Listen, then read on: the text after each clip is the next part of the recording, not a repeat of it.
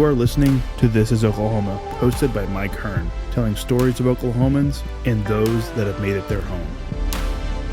What's up, guys? Welcome back to another episode of This is Oklahoma podcast. Mike Hearn here, your host, back with another episode. Excited to share this episode with you today. But before we do, I've got to thank our sponsors. First of all, the Oklahoma Hall of Fame. They've been a huge part of this podcast for the last few years. So the Oklahoma Hall of Fame have been sharing Oklahoma's story through its people since 1927. For more information on the Oklahoma Hall of Fame, go to www.oklahomahof.com.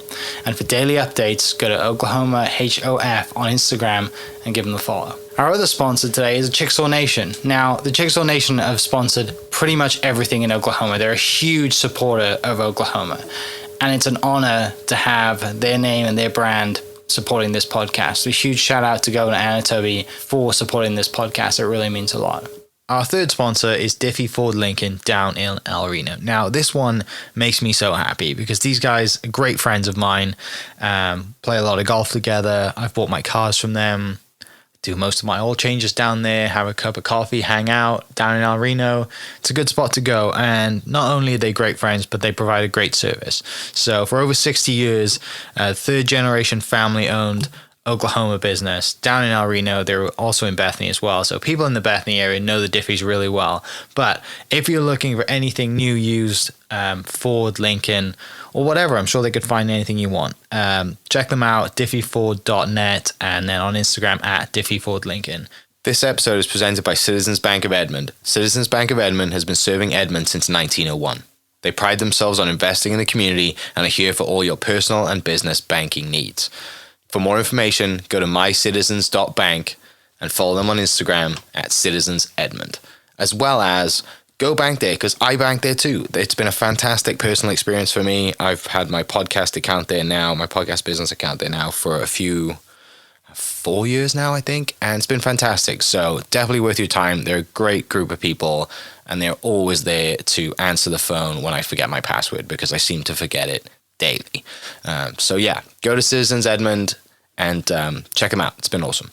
This episode is brought to you by the Dog House OKC. Recently, I have been in need of some doggy daycare for my two pups, and the Dog House have come in clutch. The team over there are incredible.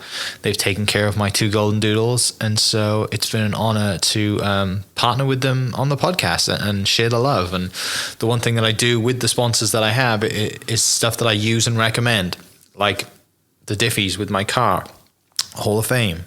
They're awesome. Citizens Banks, where I bank. Chickasaw Nation, huge supporter of Oklahoma.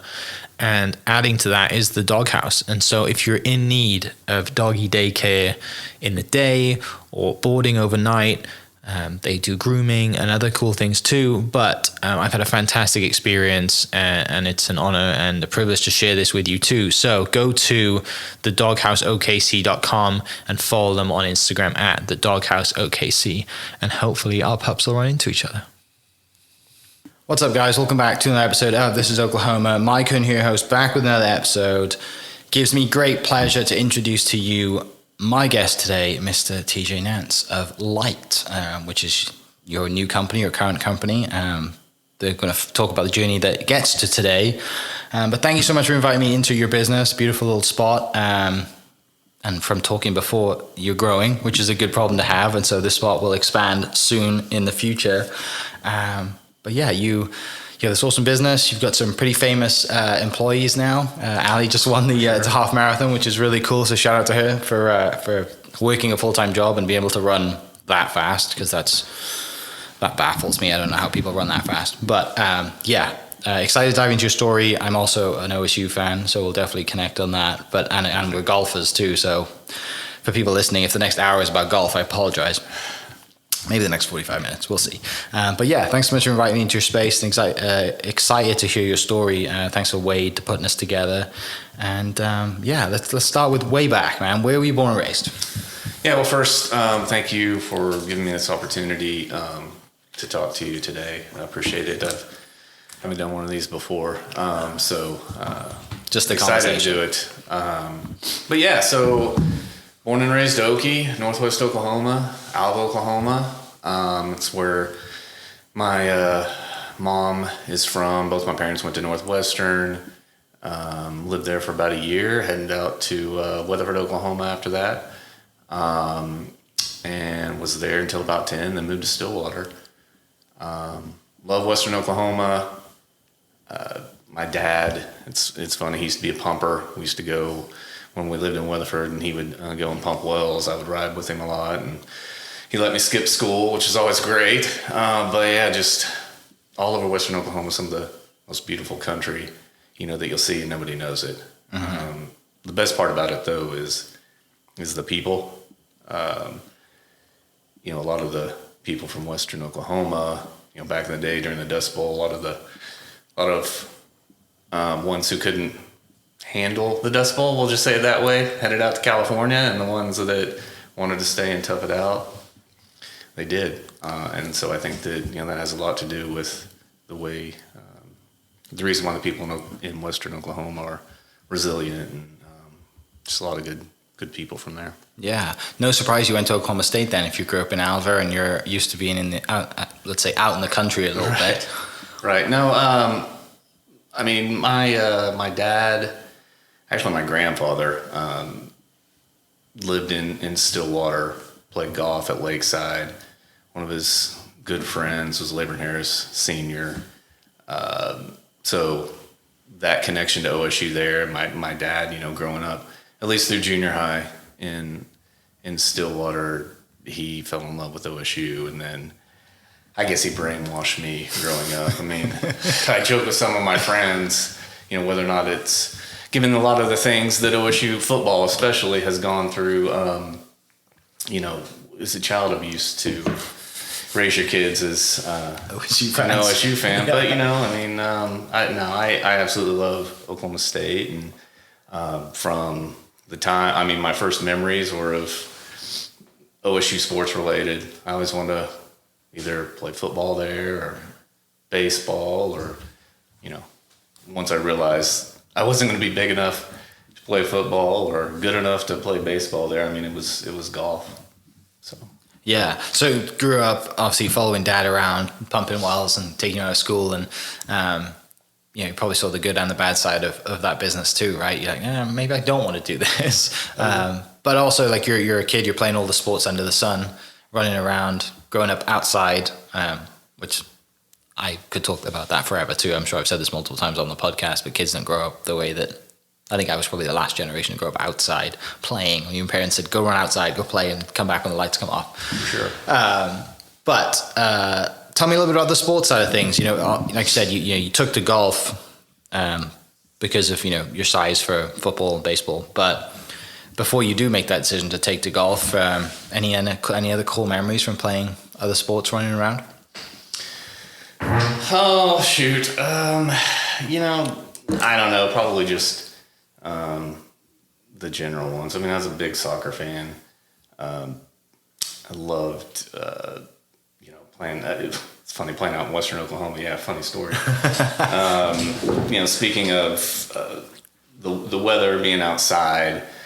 One of the things that I didn't like about soccer is a lot of times you have these games early in the morning on Saturdays, and it's in the fall or early spring or even the winter, and it's so dang cold. And obviously in Western Oklahoma, it's so windy. And have you ever been to Burns Flat? There's a reason why the second half of the name is flat. It's pretty flat out there. And the wind tends to blow. And I remember playing, it must have been like 30 degrees, and the wind was blowing about 50. And it's funny, it's coming out of the north. And of course, the soccer field runs north and south. Mm-hmm. And I don't think the ball ever got, on the north side of the field. But that was one of those things that I think ultimately kind of pushed me away from soccer, was having to play out in the elements like that. But that's probably one of the memories that really sticks with me. Yeah, at soccer. What age were you when you decided that golf is going to be the thing, and that you're going all in on golf? 10. Yeah.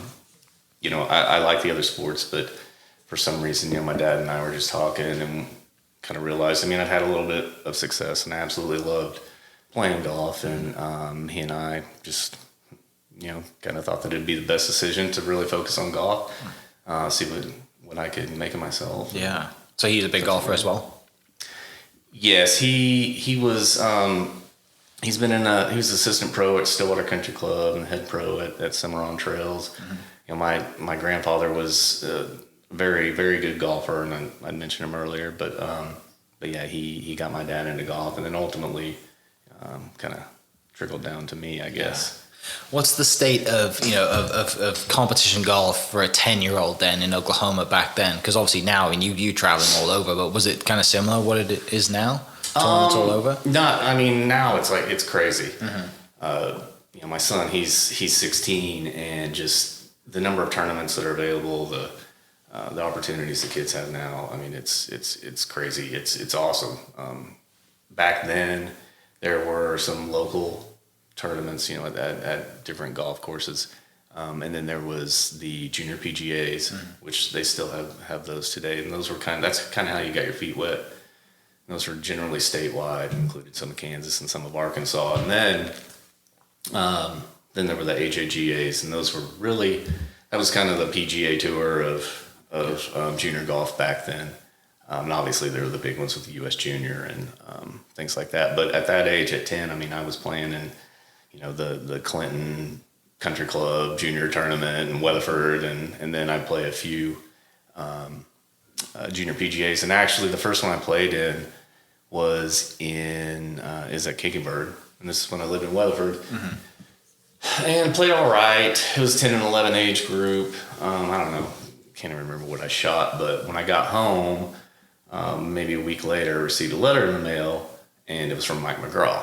So for those who don't know, Mike McGraw, first off, he's one of the nicest, selfless human beings that you'll ever meet.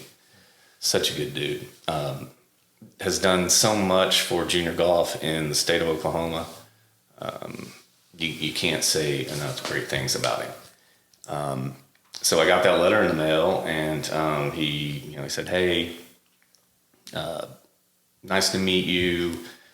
Just watching your game. I think you have some, real abilities," and said something about how, my passion for the game. And, this is the first time he just watched me play, a little bit, but getting that letter kind of, made me think, okay, well, this guy, I mean, I think he was an assistant high school coach at the time, and maybe an assistant pro at Kickingbird. I can't even remember, but getting that letter in the mail, I don't want to say it changed things for me, but it really inspired me to really want to focus on golf. And, at 10 years old, focusing on something, a sport, anything, in the way that you need to in order to try and become great. I mean, it's kind of hard at that age, but I felt like it was just something that, for me was just my calling. Yeah. So just kept at it and started playing more tournaments, and and led to a lot of great things. Yeah. Sure. Angle that mic towards you just a tiny bit, just so you're gonna center it a little bit. You're good. Yeah, that letter coming in from McGraw is just validation that you're doing the right thing, right? Like, there's nothing better to have, from an outside source. It's always great when family's telling you you're doing great. Your dad's doing great. Your granddad's saying, "Hey, I'm doing a great job," and you played good today, and the loving support that any parent or family gives their child. But when you get that outside validation from someone who is totally unexpected, and especially in the form of a letter too, it's nice when you see someone at coach, you come off the green, and they see you, and you're just walking by, and hey, great job today. But when it comes in a formal letter, it strikes a little different. So I can imagine that you were elated at that point to get that, words from now a legendary coach, Mike McGraw, who's, got a great podcast, written a great book, and turned the program around down at Baylor too, where he went to. So it's one day I would love to have him on the podcast. So that's my bucket list this year, to have Coach McGraw down. I'll see if I can help you out. Would love for that to happen. Yeah. So what? All right, remind me, how old were you when that happens, and then where does that kind of propel you? Obviously, that kind of gives you, a lot of motivation too, right? And you're like, oh, I can do this. So take us from that moment. Yeah, so that's when I was 10, and sometime in the middle, late of the summer, and I just started practicing a lot, and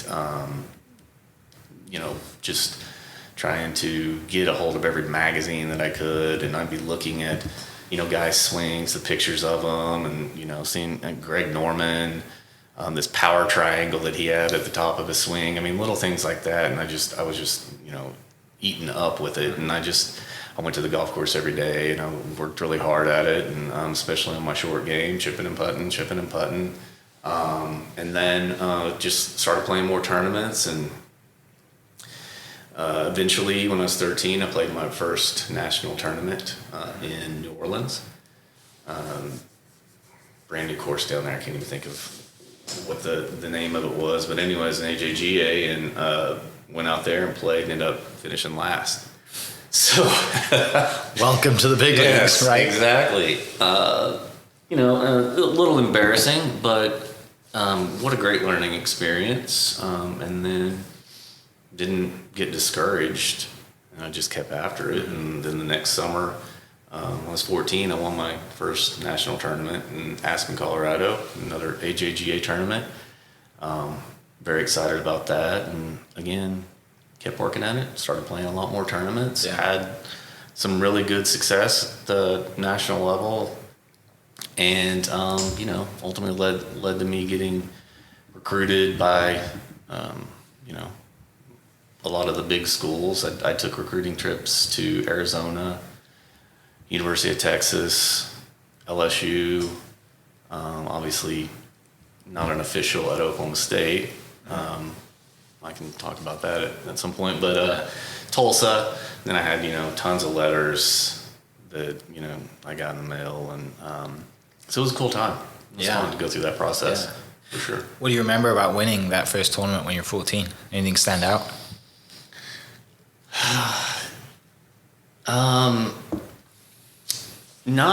Not really. I just felt like, wow. I mean, you put in a lot of work, and it's nice to see the sort of the fruits of your labor. I felt like it, I don't know, not credentialed me or whatever the word is, but I felt, almost validated that the work that I'd put in was finally starting to pay off. And I liked that, other people got to see that too. I mean, that made me feel good. And to be able to come home and celebrate that win, and then you go around playing some junior PGAs and you see your buddies and they're like, hey, great job. I mean, stuff like that is awesome. Very competitive and wanted to be the best. And so it's nice to, and my mom told me this the other day, I mean, a lot of times you can't just reward people for their actual accomplishments. I mean, you also need to reward them for the effort that went into it. And I felt like that was a little bit of both. So it was an awesome feeling. I still remember it. I mean, one of the sponsors of the tournament afterwards, he came up and congratulated me, and he's like, hey, how much time you got? I can give you a ride in my Ferrari. Because, of course, again, we're in Aspen, and all these rich people around there. And I was like, well, that sounds awesome. I've never ridden in a Ferrari. But, I had to head home. But, pretty excited. Still chasing that ride in that Ferrari? Yeah, absolutely. Absolutely, right? Probably will for a while. I remember my first and only time in a ride when it was a friend from the golf course, and he called me. I called him actually because he'd helped me out as a junior as well. He was one of my kind of sponsors as a kid, and gave me a job in air quotations so I could go play golf basically and work for his company. And I called him the day before I came back to the States going to college one year, and I just said, thank you, really appreciate your support again this summer. I'm leaving tomorrow. He said, where are you at? I said, well, I'm actually downtown at the moment. He goes, stay where you're at. I'm in the car. I'm coming to get you. And then you just hear this wailing V8, Italian V8 coming towards you, and you're like, where is he coming from? And he pulls up in this red Ferrari, and I was 21, 22 at the time, still like a 5-year-old child, just beaming. We go off and tear around town, and didn't break any traffic laws, I'm sure. I wasn't looking at the speedo. But yeah, like it's those little memorable experiences that we have when I was 22, I wasn't a kid, but I can relate for sure. So you win. Validation, you're putting your hard work in, you're chipping and putting, practicing every day. Do you ever think that you'd go into the teaching side? Because you mentioned your dad's teacher. So was that a potential? Like No. at that time, you're like, no, I just want to play golf. No, yeah, absolutely. I have a hard time teaching my son. I would have been terrible. I mean, the really good teachers there have a really good gift to just be able to see what someone is doing, diagnose it, and give them a solution. And I can't do that. I don't have it. I'm the same way. It's tough. Teaching is a real skill. Yeah, sure. And especially when you have to not dumb it down, but you have to explain it in a way that someone who's never done this before has to. I mean, dumb it down is probably the right way to say it. Teaching is something that I every teacher I have, I'm like, I hope you realize how skillful you are, because I can't do this every day. So you go on these visits. You said you don't go to OSU on an official visit, though. Right. What's the story there? Well, because you named some big schools. Yes, yeah. So I always did well in school, and a lot of people don't realize it, especially people who don't know much about golf. I mean, golf teams, the men's teams, they don't get a lot of scholarships. They get 4.5 scholarships. And so if you have a team of 10 to 12 people, you're going to be splitting it up. And at Oklahoma State, they're getting historically some of the best players in the country. And so there's oftentimes not a lot of scholarship money to go around. And as it turns out, for me, because I did make good grades, I could get some scholarships for academics that would actually be more than what I could have been offered athletically. Mm-hmm. So kind of went that route. And so me going to OSU and sort of the recruitment was just kind of a funny deal, because you had to walk a straight line. There's certain things you can't do, because if you take an official visit, like I mentioned earlier, then you can't get athletic scholarship and an academic scholarship. So it just kind of confused things. At the same time, I was in high school. I thought I was pretty good. I was getting these letters from all these schools, and I knew Coach Holder well. I've known him since I was 12 years old, and I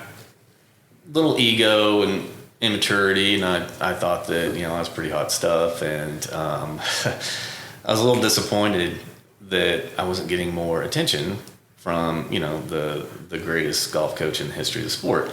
And so I started wearing in the summer before my senior year. I think that's when, right before you go and do all your recruiting events or recruiting trips, I started wearing an OU hat. So I go and play in these national tournaments, and I've got an Oklahoma Sooners hat on. I mean, just saying it makes me nauseous, but I did it because I was an idiot. And so there's this one tournament, national tournament, HAGA at the Greens Country Club here in town. And I played really well. I think I don't know, finished third maybe, the lowest Oklahoman. And the next day, I guess in the paper, the Daily Oklahoman, back when everybody read the paper, on the front page of the sports section was a big old picture of me finishing my swing with that OU hat on. And I can't remember, I think the next day, my mom comes in to wake me up early in the morning. She says, "Hey, Coach Holder just called. He wants you to go see him in his office." And I'm thinking, okay, I got his attention. I showed him, I wore that OU hat, and it's in the paper, and he's going to be like, "Oh, don't go to OU, come to Oklahoma State." So at least that's what I was thinking. And I show up at Gallagher Iba, where his office was, go up steps, go inside the door, and I wouldn't say he greeted me with open arms. He pretty much told me what he thought about it, and in no uncertain terms. And he pretty much laid it out there that was unacceptable. And he said, OU's not going to come up here into my backyard and take one of my players. And that told me all I really needed to know. Yeah. He wanted me to play there, at least at the time. Once I got there, he probably was like, "What was I thinking?" But yeah, it was quite the experience. So that's sort of my and after that, I called Coach Gross at OU, and I was like, "Man, I really like you," and he's awesome, and he's the Greg, just such a good dude, and he told me a lot of things when we were talking whenever I was being recruited that really helped me. I mean, I was probably at the time 5'7", maybe 5'6", 110 pounds, but I mean, I would go at the ball. I was swinging hard at the ball before swinging hard at the ball was cool. And my body wasn't going to keep up. He's like, "Man, you need to get in the weight room. You need to start working out. You need to eat better." And he was absolutely right. So, but again, I am not surprised that he had the success that he had and the success that he's having right now. I mean, if every high school golf coach was like him, I mean, there would be a lot more competitive teams out there. Yeah. But he's he's one of those exceptions. He's like Coach McGraw was whenever he was at Edmond North. So yeah, people listening to this podcast that know Coach Holder are probably chuckling because it's not someone you want to piss off. No, right? And I listened to a podcast. I think Charles Howell III was on a podcast, a golf podcast somewhere, and the interview host was asking him about are you still scared of Coach Holder? And he's like, yes. He's a grown man now, but I mean, Holder had a reputation and excellence was demand. And I'm sure you've got some great stories. He's the most intimidating person that I've ever met. And I mean, what Charles Howell said was exactly right. When I see him now, if he doesn't see me, I kind of turn and go the other way. I'm like, and then when I do see him and, he approaches me or anything, I'm like, okay, what am I doing wrong? I'm inside. Am I sitting down? Because the rules that we had to follow with him, like you had to be on holder time and his watch was at least 5 minutes ahead. If you weren't on time per his watch, you were in trouble.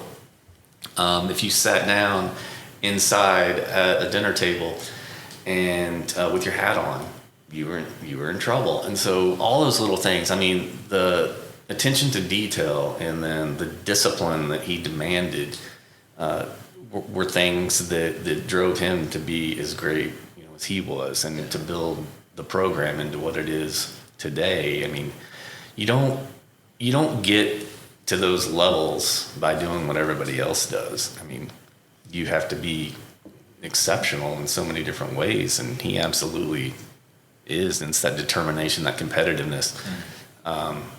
It's just amazing to be around someone like that. Yeah. And to grow up in Stillwater. Heck, even before I got to Stillwater, I was reading the media guide and just looking at all those records in the national championships and the All-Americans and the conference championships. And all that stuff didn't happen by accident. They happened because somebody had a plan and they were determined and,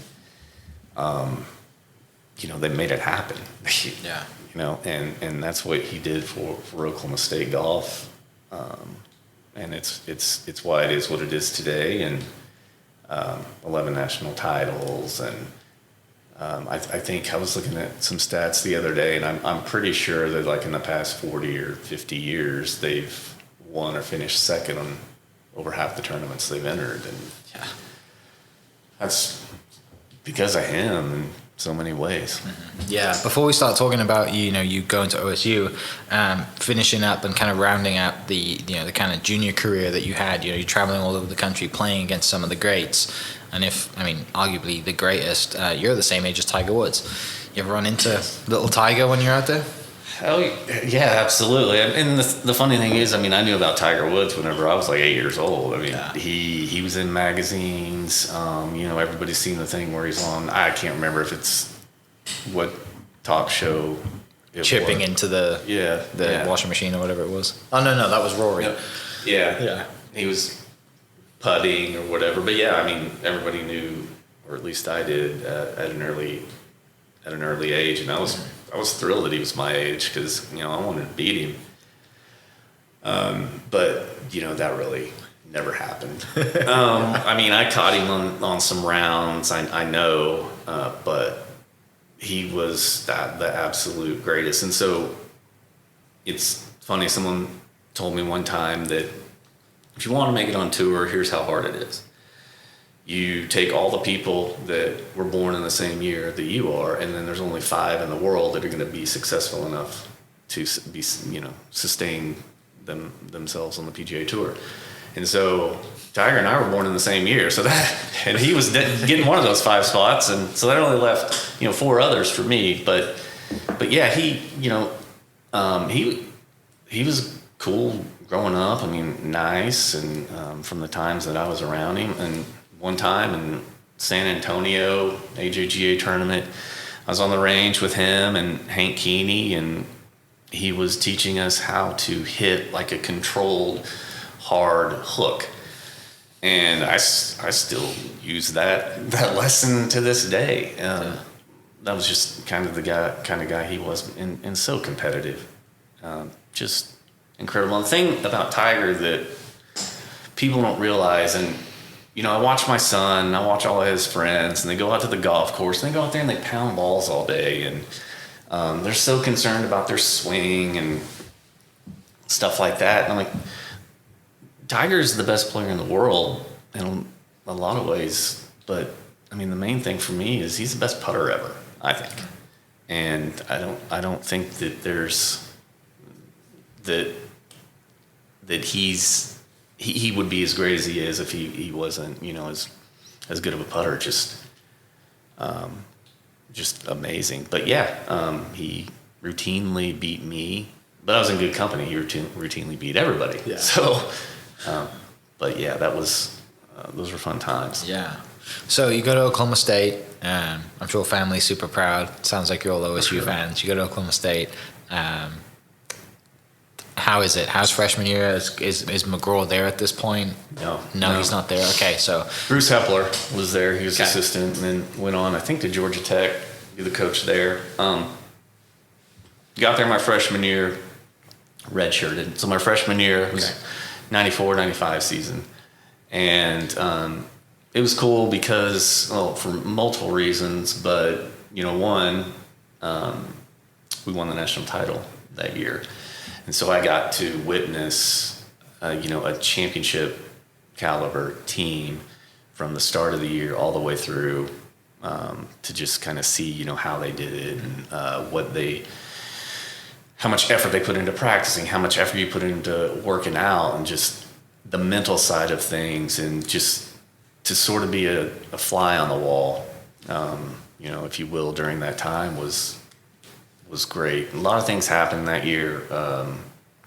In fact, I don't know, have you read the book, The Last Putt? Mm-hmm. It's about that season. Okay. And who wrote the book? God, I can't remember his I'll name. find it and I'll put it in the show notes.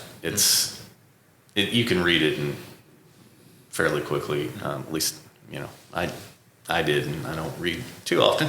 But one of those that you pick up and you can't put down until you finish the whole story. Yes, absolutely. It's the only book that I know of that my name is in one time. So I made a little cameo. Who was the team that year that won? Well, I mean, the team of guys that are, your guys. Yeah. So Alan Bratton, the current coach at Oklahoma State right now. Chris Tidlin, he's the head pro at Stillwater Country Club right now. Awesome dude. Chris Cox, buddy of mine. We've lived together. Bo wasn't on the team. Leif Westerberg, he's from Sweden, and Trip Keeney. Okay. So, and Trip's brother Hank and I were roommates our freshman year. But not one of the crazy things. The only time it had ever happened up to that point where 2 teams tied at the end of regulation. This was when it was still stroke play, right? Yes, back then. So back up a little bit before that. There were some weather delays that last round, and going into a weather delay, we were down a number of different strokes, and obviously in college golf, it's hard to really even know exactly where you're at because it's play 5, count 4 scores. And so the team got together inside the locker room, and I wasn't there. This is, from the stories that were told by those guys, and they're like, committed to coming back, and they just rallied around each other and went out there, and I'm pretty sure Alan birdied 3 straight holes. We got some other birdies, ended up coming down the stretch, and we finished early. We had to come back to get in a tie, so we were off a little bit earlier than some of those other teams. And so by the time we finished, it's pretty late, and Leif Westerberg has to go catch a flight to fly back home to play in the Swedish Masters. And he's like, Coach, I mean, what do I do? What if we tie? And they're like, no, but it's never happened before. It's not going to happen. I think he was talking to Bruce Hepler about it, and they were like, go ahead, go on. So he goes to the airport, gets on his plane. And what happens was we end up making those birdies and coming back, and we end up tying Stanford. And on Stanford's team was an incredible group of players. Nota Begay, Casey Martin, obviously Tiger Woods.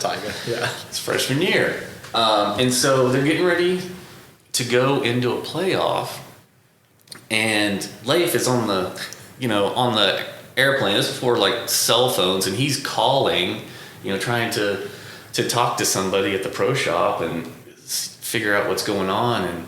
And the guy's like, Oklahoma State and Stanford, they're going into a playoff, and but Oklahoma State's missing a player. And Leif is like, yeah, that's me.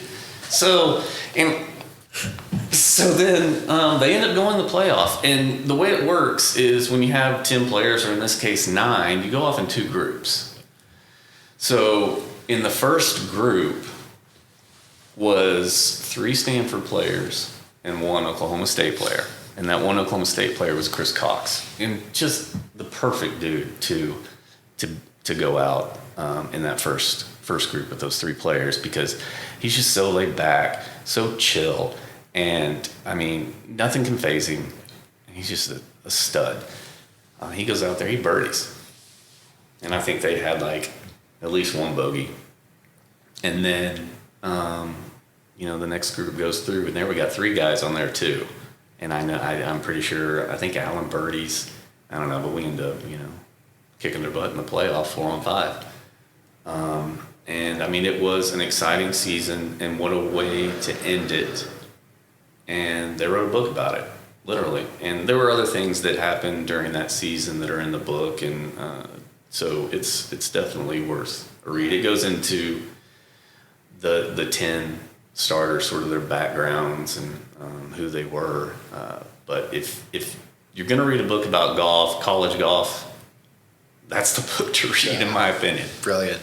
So that's your redshirt freshman year. Yeah, it is, and awesome year. And the next year, I'm like, okay, I'm ready. Let's go. It's my turn, and I didn't have really any success that fall. Played in 1 tournament as an individual. Played a couple good rounds, and then going into the spring, started playing better, and there was some roster shakeups for a number of different reasons. And I ended up working my way on to the starting 5 at regionals. So regionals, I mean, for those that don't know, I mean, you qualify for regionals, and then at that time, I want to say there were 3 different regionals. Now there's 6. There's 3 regionals. Each regional allowed 10 to move on to nationals. So Oklahoma State had never missed nationals, and it was a streak that ended in 2012, but we won't talk about that. But it was one of the more incredible streaks in college sports. And so we go there. It's at the University of Michigan, my second time to Michigan, at their golf course, and it's me and Tripp and Bo Van Pelt, Brian Goots, Chris Cox. So, pretty good team. Mm-hmm. And we go there and we play terrible. for the most part. Bo played really well, I think, maybe even Brian. But, you know, counted my score a couple times, but I did not rise to the occasion like I think Coach Holder would have wanted me to. And so we finished up, and Chris played bad, and we finished up early before a lot of the teams, and we were sweating it because we didn't think we were going to make it. And I was like thinking, oh my gosh, the greatest. I mean, Coach Holder holds this streak so dear to his heart, and I'm going to be the one who he inserted into the starting lineup, and I'm going to be the one who failed him. I'm not going to be able to live with myself. I mean, I'm never going to live this down. He's going to hate me forever. Luckily, we squeak in. We ended up finishing like 5th or 6th, as it turned out. But golly, I was so nervous about that. And then he didn't take me to nationals. I'm not sure I could blame him. It was at, I believe, the honors course in Tennessee, which was a lot like Karsten, which meant I probably wouldn't have played well. So yeah, that was sort of the end of that year. And then in the summertime, I had a little bit of success. And then the next fall, came back to school and I lost it. I just couldn't find it. I couldn't get it back. And I just started playing some of the worst golf probably since I was maybe 12 years old. And it was, I couldn't do anything to make it better. And you know, my chipping and putting that had always saved me can't really save you out at Karsten Creek. I mean, because if you blow it in the woods, I mean, it's just like hitting it out of bounds. And I mean, that course, it got in my head and I couldn't get it out. I mean, I lived there rent free for 5 years. And I mean, I remember one hole, and then I hit it in the trees, a par 3, and I was trying to chip out, hit a tree, went further back in, and now you're in jail. You're absolutely buried, and I ended up making a 12. I mean, that hole right there just pretty much summed up my career at OSU after regionals, right there. But no, I tried, you know, hard to get it back, and I just couldn't. And then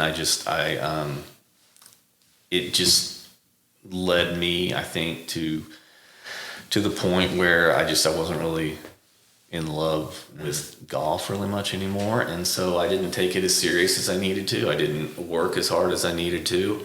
I let things distract me that I shouldn't have. I partied too much. Lived the college life. I turned into your typical college student, I guess, but it's just, I'm disappointed in myself, you know, for that. And I think the hardest part about it is my, it's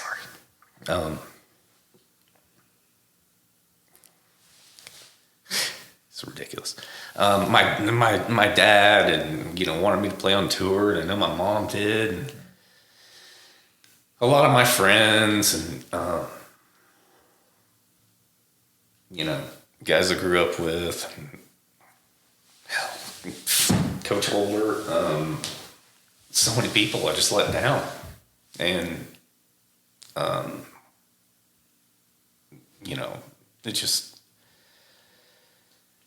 very hard to talk about, you know, especially, I don't think I've really told people, you know, talk to them about it, but, if I could go back and do it over again, I would. I mean, I would do it, but I would do it differently. But that's so easy. Hindsight's 20/20. I mean, it is. I hate this saying, but it is what it is. I mean, there's no changing it. It's time to move on. The good thing is I didn't have a big nest egg to fall back on. I didn't have, you know, I wasn't going to have a lot of money coming out of school from family money or anything like that. So I made sure that I made good grades, focused on my school. I didn't really let that go down or anything like that. So it ended my career as a golfer and began a new one. Yeah. Yeah, it's tough, right? You're around the greats and then you're seeing all these guys go on, make it on tour, play professionally, travel the world. You know, I know the money wasn't the same as it is now back then, but they're very successful still. You know, they're going to the majors, they're playing all these events, and I can kind of relate in a little way. And I was decent. My highest world ranking was 150 in 2014. Played the World Am in Japan for Wales, and it was at that moment I realized that I'm not cut out to be a professional golfer, and it sucked because you're in Japan, you're around the world's best golfers.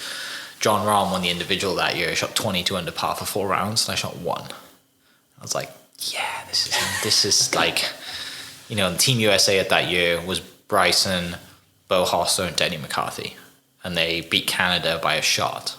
And Corey Connors was on that team, and a couple other Canadians who are now on tour. But I wouldn't say I had as much of a moment I think that you probably had, but like I definitely had that moment to a certain extent that was just like, what if I'd have put in more effort, right? And I was 24 at the time, 2014, and you know, and I think for me, I was fortunate that I was out here, and I was fortunate that I had a potential to still have a life away from Wales. Whereas if I would have been in Wales and not had a college golf career, I wouldn't have had this other life to just kind of focus on, being in the States and having an opportunity, rather than if I was home, I would have gone back to working at the local golf course, and I probably still would be there today, right? And you know, only now listening to you talk about it do I think life could have been a lot different had I really maxed my effort. You know, natural ability got me a long way, but it doesn't get you the whole way. You know, and every great out there has dedicated their entire life and worked there. You know, and people thought that I worked hard. Deep down inside, I knew I wasn't like reaching my full potential. You know, yeah, we go to practice 3 hours every day, and I had a practice plan. I knew what I was doing, and I won conference my junior year by 9, and I won 6 events my junior year. My senior year, I didn't finish outside the top 5, but I didn't win. Finished second, but I shot 3 times, which is really frustrating. Yeah. But you know, everyone's like, "Oh my," you know, but you're like this sort of big fish in a small pond, right? You know, and I'm looking at my world ranking and playing, you know, tournaments for Wales around the world, and you're playing against Paul Dunn, who led the Open as an am, you know, and like, you know, you're playing against all these guys who have gone on to make millions. And I remember playing Jones Cup down in Ocean Forest one year, and Bryson was in the field. And he goes into the locker room, and me and a few of the UK boys are like pulling the 7-9 out of his bag, and I pull his sound wedge out in his driver, and they're all the same length. And we were like, what the hell is this guy doing? We're just kind of taking the piss out of him, right? I think he almost won the golf tournament. You know, they had the huge tennis racket grips on him as well. But yeah, golf is such like, you have to put in the effort. It's such a fine margin. You know, when you're a kid, you're like, oh, it's one shot. You know, the amount of times it comes down to one shot through everyone's career, right? Or half a shot when you dive into the stats. Like, and golf's such a mental, personal journey. And every golfer, you know, if you sit down and have a real honest conversation with every golfer, it'll get emotional because there's in their heads so much, and there's elements of, you know, what we share, and there's elements of just, you know, like the things that you say to yourself, right? Like golf's one of the hardest sports in the world. But if you had a microphone that broadcasted the things that we say to ourselves over a golf ball, right? That could be its own, you know, comedy show. But there's so many parallels to life, right? And so many parallels to putting in the work. And it sounds like, you know, yeah, you look back on those moments and it, you know, gets you emotional because you look at all the people that sacrificed to put you to where you were, right? It's not easy to travel around this country, play golf tournaments. And at the time you're like, oh, this is just fun. I'm a kid. And you might have the awareness, but not the awareness that you have now. But what's really cool is that you're a dad now. Yeah. And you have a 16-year-old son that, you know, you have that awareness to pass on. And he might be a great golfer on tour. He might not. But at least he has the education that you've been through to pass that on. And I know there's a lot of dads out there that are like trying to live the life through their son now, right? And I get that that's not you totally because you have that awareness. But sadly, people listening, we're all around parents who are just like, there's kids who are 5 years old that are on travel soccer teams, which is I don't understand why people do that at that age, but like they do. But I think golf's one of those sports, right? It's so hard to watch golf and be, my relationship with my dad's great.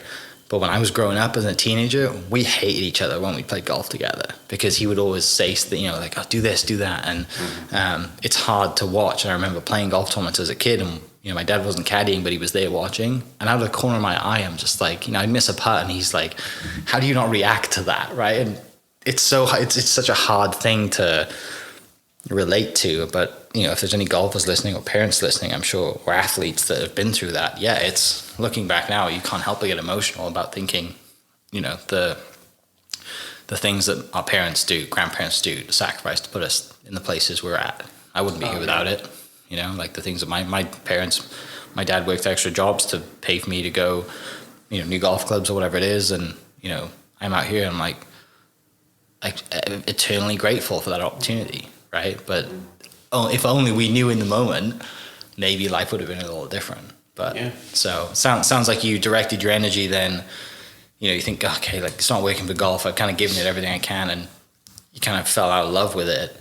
You said that the grades were always there. What was the business interest? What was the degree in when you decided to take that, like, okay, golf's not for me, I'm going to head down, and maybe I'm having a good time on the strip, but obviously like my future's in the business world. Where was the headspace then going towards business at that time? Yeah, accounting. Okay. I mean, I was just so focused on golf, coming out of high school, going into school. Asked my dad or my mom, what should I do? And there were a lot of accounting professors who played golf out there at Stillwater Country Club where my dad was working, and he'd give lessons to them. And, I used to wash their clubs. Wilton T. Anderson, I washed his clubs, and I think he started the accounting program at like the University of Arizona. He was kind of, fairly famous in the accounting academic world, I guess you'd say. And Lanny Chasteen, Tom Wetzel. I mean, those guys talked to my dad. I'm like, hey, TJ needs to go into accounting. Great thing to fall back on if the golf thing doesn't work out. So that's what I did. I wouldn't say I enjoyed it, but nobody enjoys accounting. Yeah. Well, I say that someone actually does, but one of the great things that I liked about accounting, and it may be like this in some other professions, I'm sure, but is I had line of sight from my school, being there to ultimately what, I could accomplish, and sort of the path and what I needed to do to get there. And I really like that. It sort of gives you some comfort, as it's the exact opposite of golf. I mean, it was a roadmap. Yes, yeah. Absolutely. There's no roadmap for being a professional golfer. Yeah. I mean, that. But so that's what I ended up right out of school, going to work for Arthur Anderson as an auditor. And it was shortly after that when Enron and blew it all up, and there were a number of other things, but yeah, Anderson went under and went to another firm, EY, and had, it was fine. It was just, man, public accounting is crazy. And that's the thing. I mean, when I'm working 7 days a week in auditing in the middle of winter, up at the old Kerr-McGee building up there, and 90 hours, and I'm coming home at 3 a.m. and getting up at 7 and going back and just doing that every single spring. You talk about wishing I would have worked harder at golf. I mean, good grief. I mean, auditing is hard. Golf's hard, but auditing is really hard too, especially when you have a client that can be a real pain. But and I can say that because they no longer exist. But no, yeah, that was, I kind of got tired of every end of December, beginning of January, wishing the next 3 months of my life away. Yeah. And so decided to make a change and went to the Public Company Accounting Oversight Board, the PCAOB, where I basically audited auditors. Now that was fun. Got to travel around, see the world, travel all over the U.S. And it was great. And it was, it was doing something to improve audit quality, which poor audits were what, ultimately led to all the problems we had in the late 90s and early 2000s. And so it was fulfilling from that perspective. It didn't work a lot of hours. I never worked a 90-hour week, I can tell you that, as a regulator.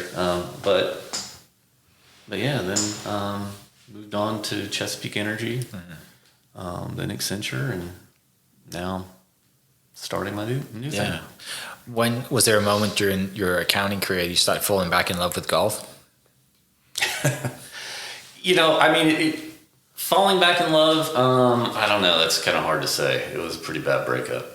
But I think it was maybe my son got up to be a little bit older, 6, 7. Okay. I don't know. I started playing a little bit more. Not necessarily getting him involved with it, but just letting him know it's there. I never wanted to push him. I wanted him to fall in love with it, which ultimately happened a few years ago. That was really cool.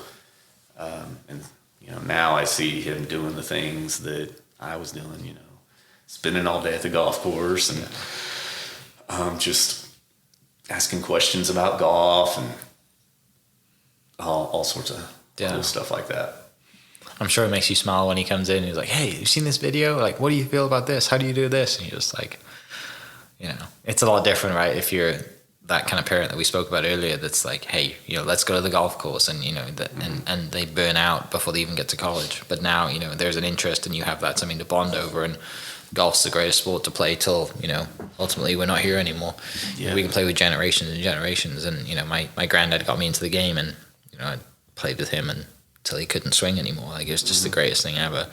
But also not, I don't want to forget that we grow up really, really quick as golfers, right? You're always kind of around older men when you're playing golf, and you kind of learn how to have a conversation and respect, and just you grow up out there. It's it's not every sport has that.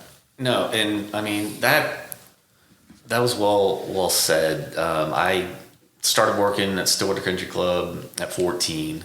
I was the cart boy, I'd get the carts out, wash the clubs, pull the range, do all that fun stuff.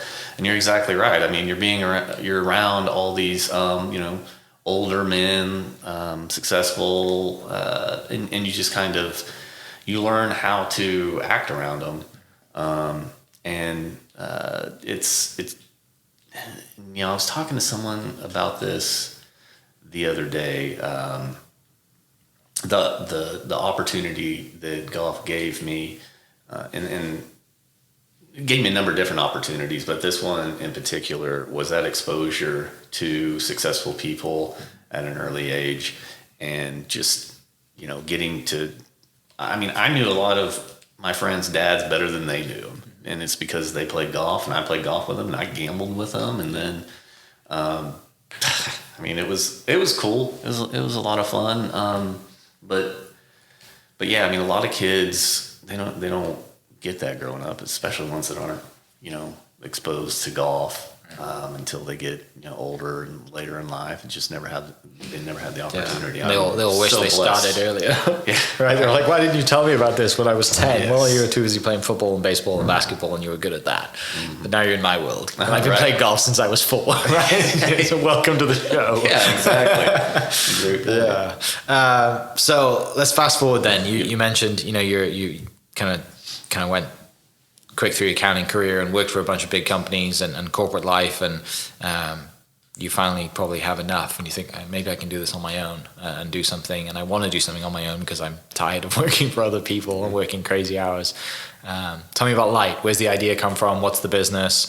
What is it, and why did you decide to do it? Yeah, for sure. So I never thought that I would start my own business, or especially a consulting firm.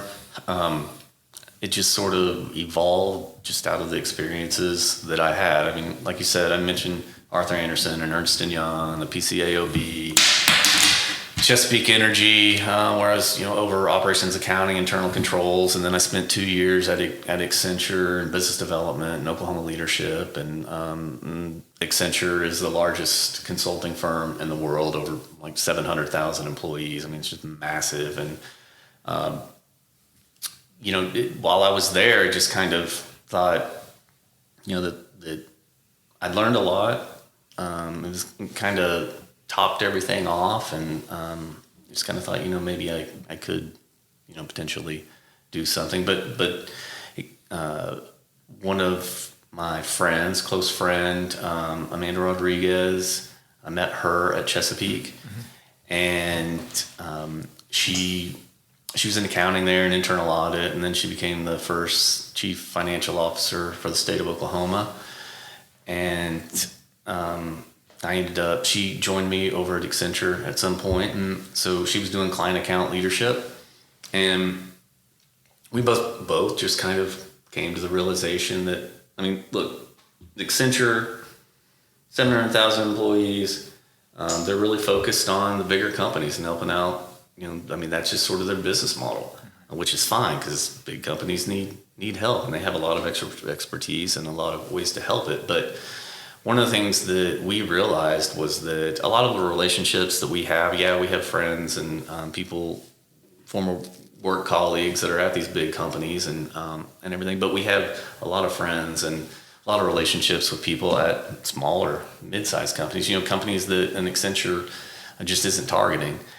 And we thought that we could leverage our knowledge that we had in our careers, plus, what we learned at the largest consulting firm in the world, and help out, some of the smaller companies. And we just felt like that was more in line with us, in line with our values and our a culture that we wanted to be a part of. And so we decided, hey, let's do it. I'm pretty sure it was Amanda's idea, but I went along with it.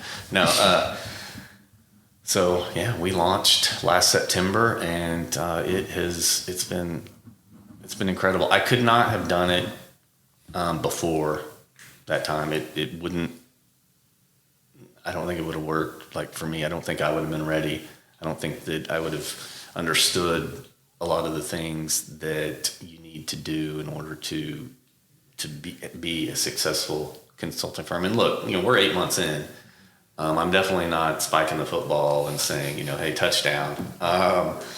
I know there's a lot of work still to be done, but it's exciting because it's rewarding, and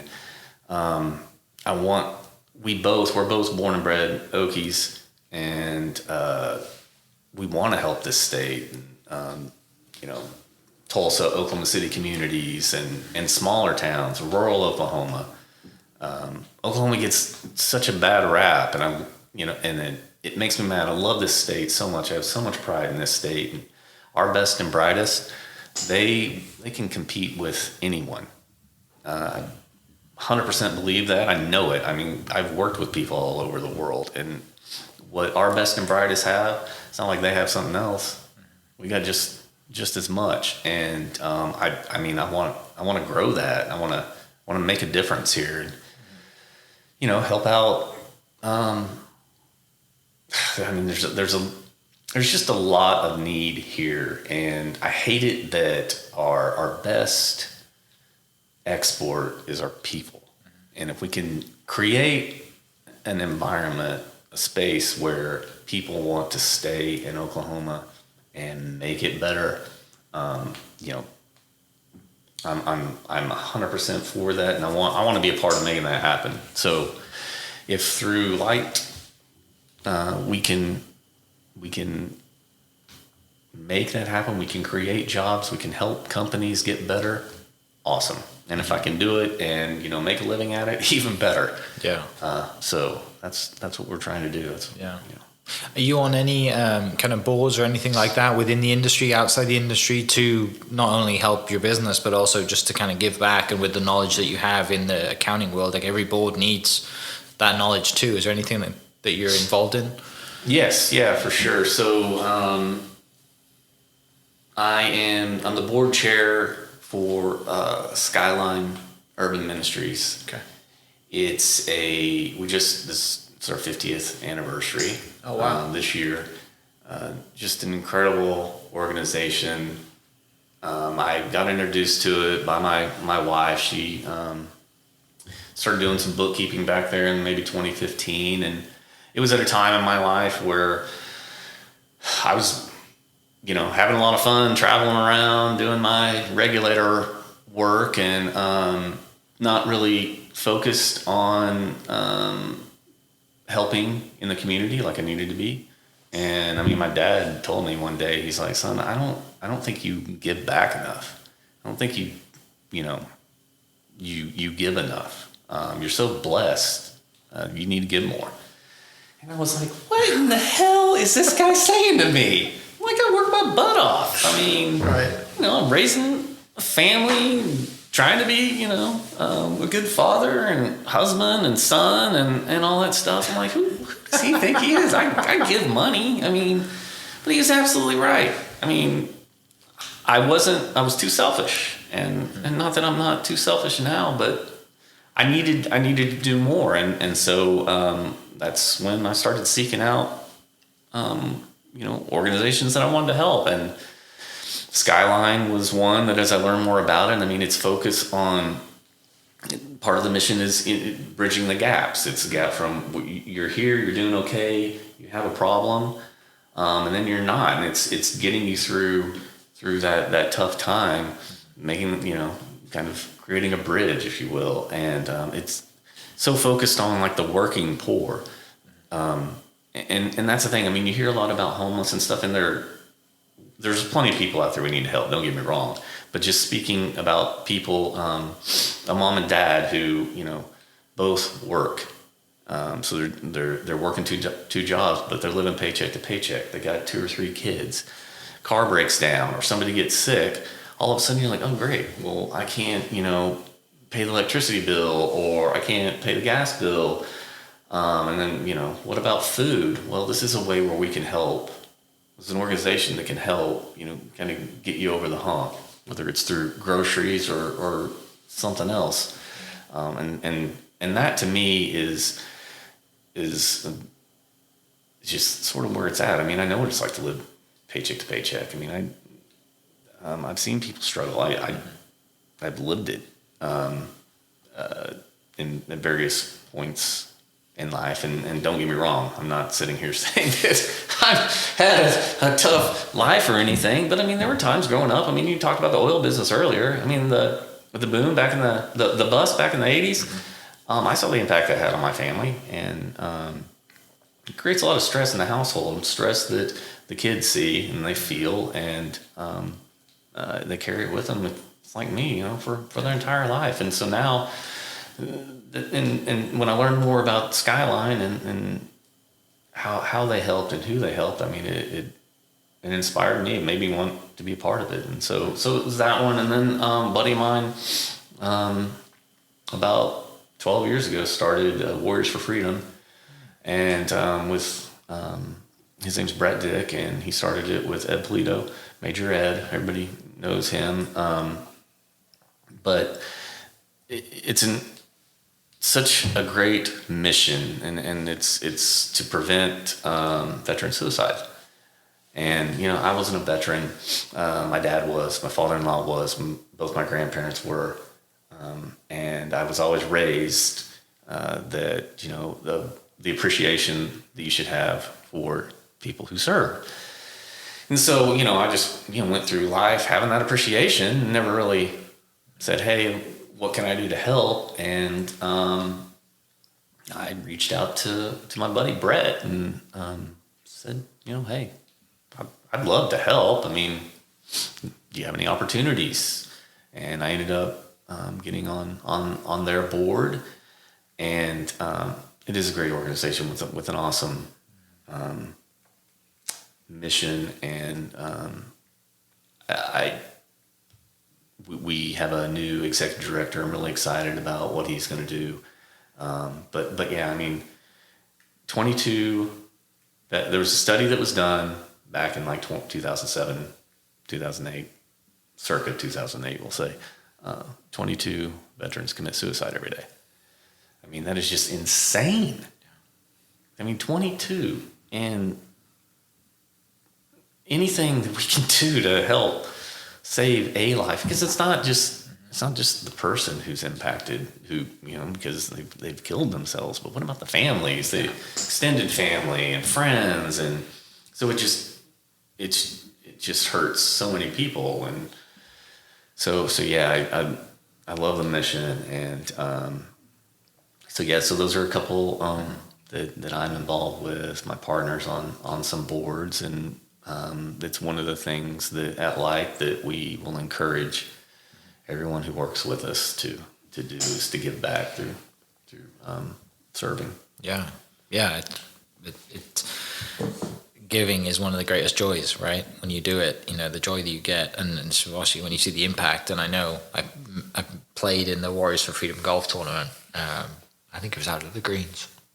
I met Major Ed's been on the podcast a few years ago. He's incredible story himself, you know, sure. and the way that he looks at life, right, and the energy that he has, you can't help but be grateful for having everything that you have, right, when you meet him and talk to him. And yeah, it's a great story. And then also, like I said, what you're doing, you know, with Skybridge as well, like it's giving back to us. People listening should go find a board somewhere and join and add value. It's we need more of that. Finishing up, let's talk about Oklahoma State as an alumni. What does that look like now? What's the golf alumni scene? And also, you know, like there's a lot of Oklahoma State isn't just good at golf, right? Like, you know, track's great. Golf team, you know, obviously is great, but, you know, football had a great year last year. For sure. You know, basketball has had its years over the years. And I mean, there's a lot of great athletes at Oklahoma State across all sports. So yeah, what's it like being a fan? What's that like being an alumni and being a fan on the opposite side of the fence now?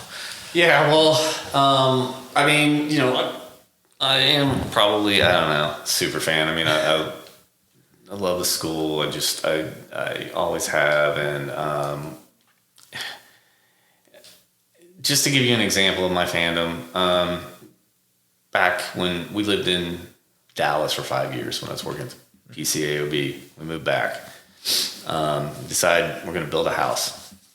And I'm thinking, you know, I seem to remember that a buddy of mine had some Gallagher Iver bricks. And so I was thinking, if I can get a hold of enough of these Gallagher Iver bricks, I'll just build the whole house out of these bricks. And so I start searching for them. I talked to my friend, Craig Danuser, one of my best friends.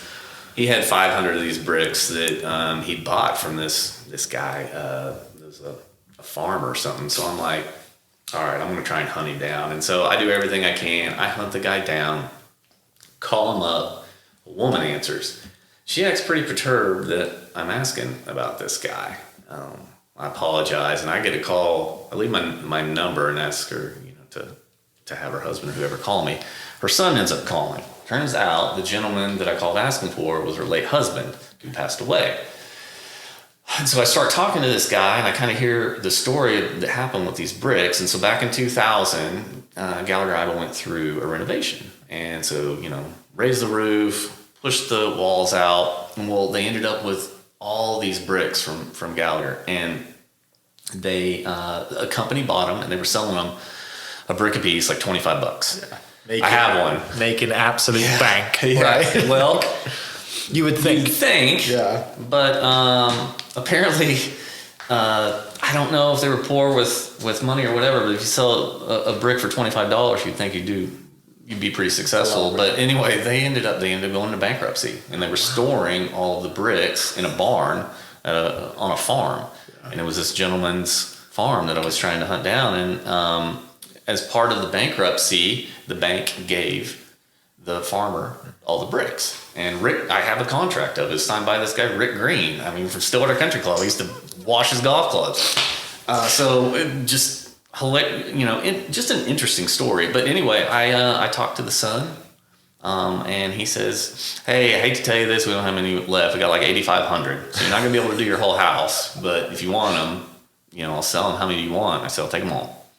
So I took the last 8,500 bricks, took them out to the house, couldn't do the outside, which is fine. Yeah.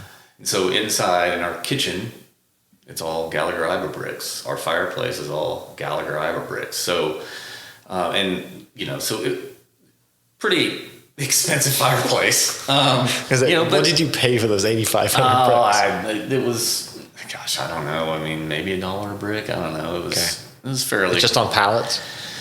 Yes, yeah. So I don't have them hauled in, and I still have some left. So, but not many. I think there's 6,500 or 7,000 inside my house. So. Are you still there today? Never moving? Well, there's 1,000 outside, 1,500, whatever the math says. But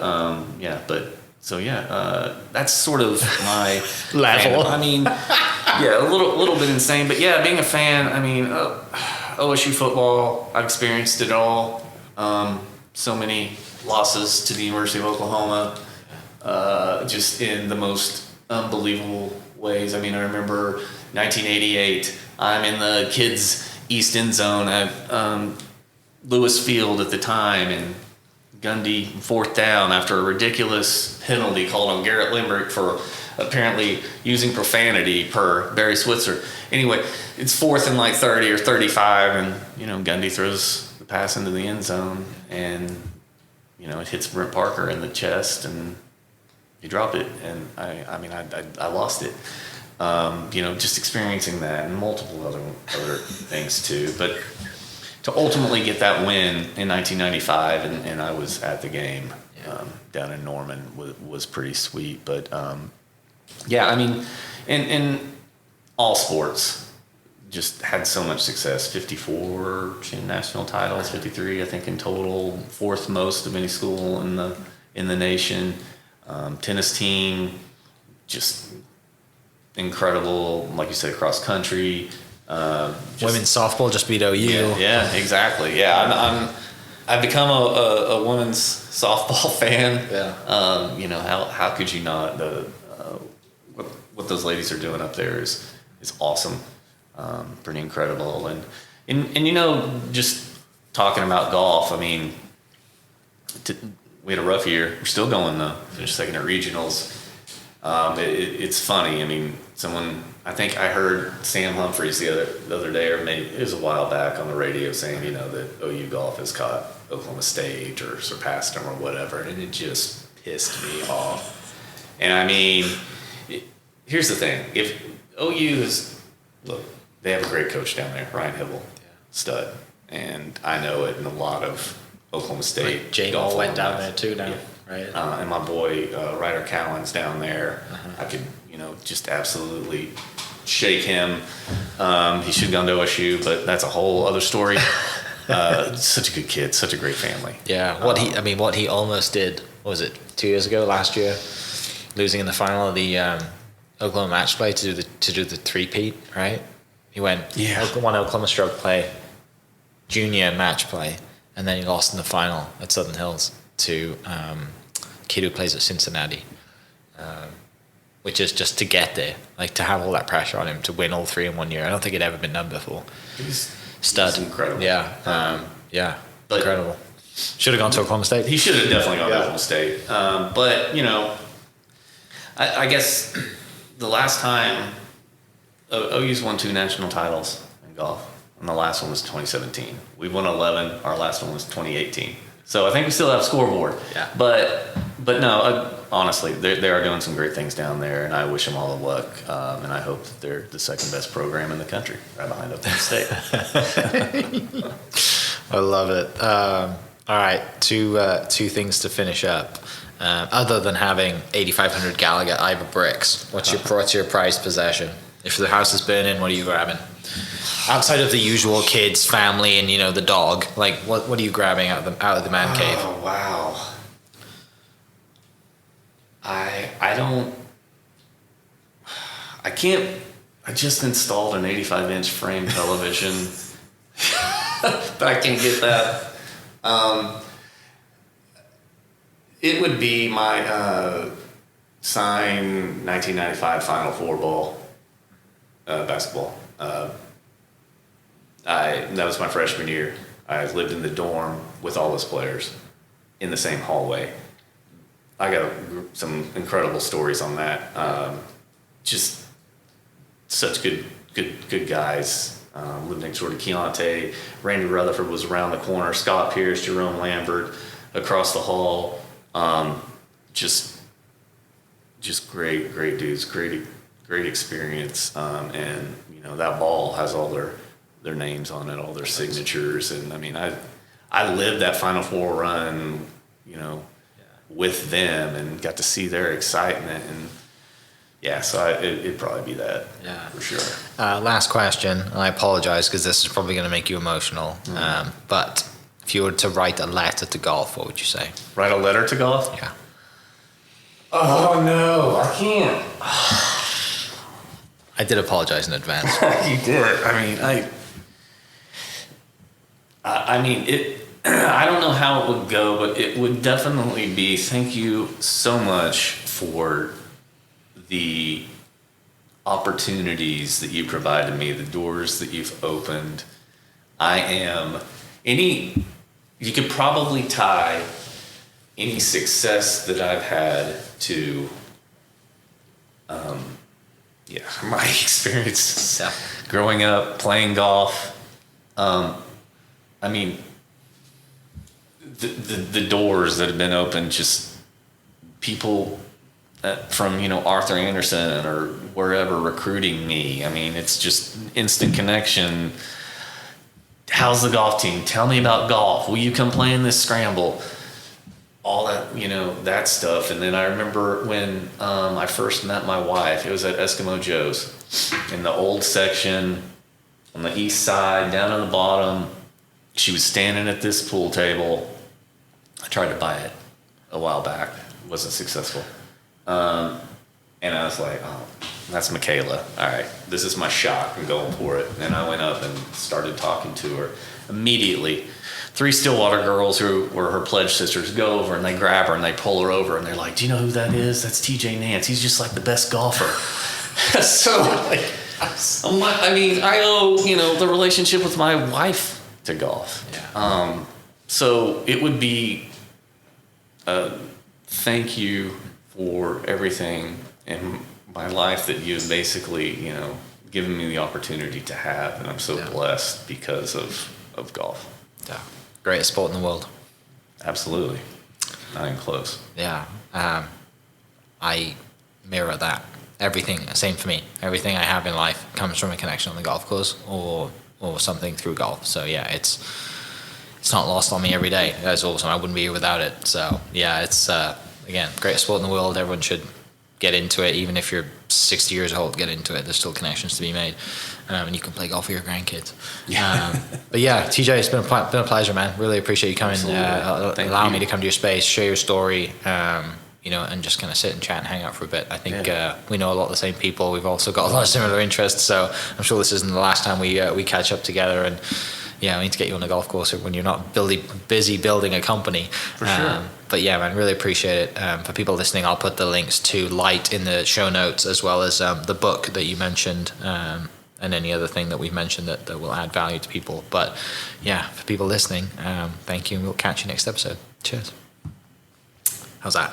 Hope you guys enjoyed that great episode. Thank you so much for listening. As always, huge shout out to our sponsors, the Oklahoma Hall of Fame, sharing Oklahoma story through its people since 1927. For more information on the Oklahoma Hall of Fame, go to www.oklahomahof.com and follow them on Instagram for daily updates at oklahomahof. Our other sponsor, the Chickasaw Nation, amazing sponsor. They do amazing things for the state, and they're always sponsoring something in Oklahoma. They're a huge supporter of Oklahoma, and without their support, we wouldn't be able to do what we do. And our third sponsor is Diffie Ford Lincoln down in El Reno. Now, this one makes me so happy because these guys are great friends of mine, play a lot of golf together. I've bought my cars from them, do most of my oil changes down there, have a cup of coffee, hang out down in El Reno. It's a good spot to go. And not only are they great friends, but they provide a great service. So for over 60 years, third generation family owned Oklahoma business down in El Reno. They're also in Bethany as well. So people in the Bethany area know the Diffies really well. But if you're looking for anything new, used, Ford, Lincoln, or whatever, I'm sure they could find anything you want.